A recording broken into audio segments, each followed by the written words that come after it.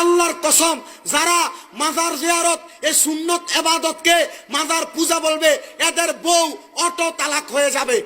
এইটা কি কোনো কথা? ইন্না লিল্লাহি ওয়া ইন্না ইলাইহি রাজিউন। হুজুরে গাঞ্জা খাইছে না, সরি থুক্কু হুজুরে কি জানি খাইছে, এই হুজুর আজ আউল ফাল কথা বলতেছে। সঠিক বলেছেন। হ্যাঁ, যারা মাজার জিয়ারতকে যারা মাজার পূজা বলে তাদের বউ অটো তালাক হয়ে যাবে। আমি কি কোনোদিন বলেছিলাম নাকি?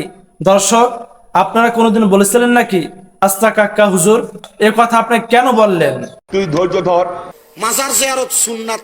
হ্যাঁ, কবর জিয়ারত করা সুন্নত, তা ঠিক, কিন্তু আপনারা যেগুলো করতেছেন এগুলো কি সুন্নত না সুন্নতের খেলাফ না শিরক?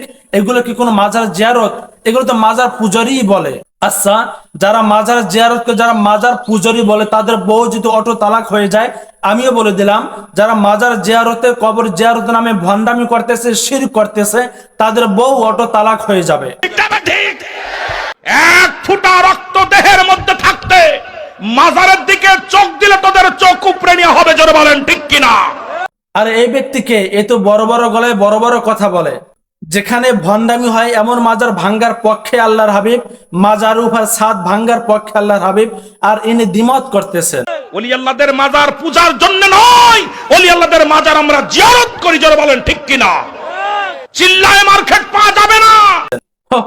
চিল্লাইয়া মার্কেট পাওয়া যাবে না, এটা তো আপনার ডায়লগ নয়, এটা তো তাহিরি আঙ্কেলের ডায়লগ। ঠিক কিনা কর। আল্লাহ হাবিব বলে, আলী কবর উপরে যতগুলা ছাদ আছে সব ভেঙ্গে চুরমার করে মাটির সাথে মিশিয়ে দাও। যত মাজার আছে সব মাজার ভেঙ্গে গড়িয়ে দাও, সাফার দাগ ফালাইয়া দেব দিনা। কেন, কি হয়েছে? বলো, সত্য কথা বলো। এখনো শাহজালালের উত্তর শুনে চিন্তা আছে। হালাই কি হার্ট ফেল করবে?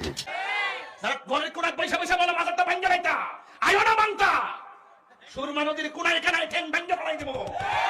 এই বুঝছি, তোমার মরণের চুলকানি উঠছে, মলম লাগাই দিবনি, মলম।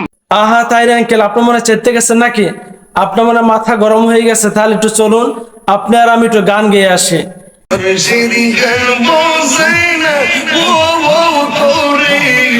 আমি কত ভালোবাসি মাশাআল্লাহ।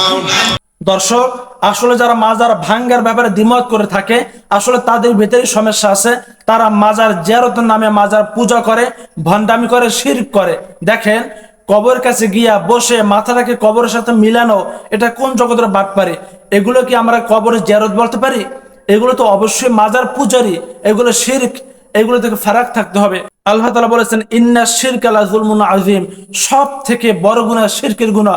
সব গুনাহ মাফ হবে, শিরকের গুনাহ মাফ হবে না। এজন্য এদের থেকে আমাদের ফারাক থাকতে হবে, এদের আলোচনাও থেকে আমাদের ফারাক থাকতে হবে, এদের আলোচনাও শোনা যাবে না। কারণ আপনারা দেখেন এনায়েতুল আব্বাসী এ সম্পর্কে কি বলেছেন।